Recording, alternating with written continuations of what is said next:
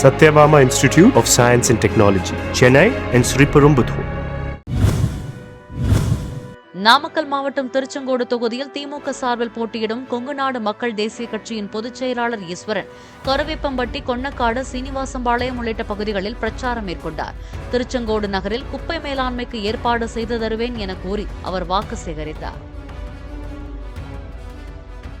தினசரி குவிகிற குப்பை, நம்ம பஞ்சாயத்தில் வர்ற குப்பையை அன்னைக்கு எடுக்கணும். அதுக்கு ஒரு மெஷின் போட போறோம்.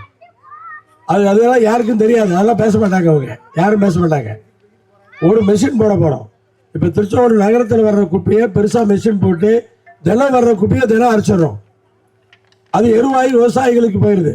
அதே மாதிரி நம்ம ஊர்லேயும் ஒரு பெருசாக ஒரு மெஷினை போட்டு இந்த பஞ்சாயத்துக்கு தகுந்த மாதிரி போட்டு குப்பையை டெய்லி எரிச்சிடுவோம். அதுக்கு மெஷின் போட்டுருவோம். அந்த பிரச்சனை தீர்ந்துடும்.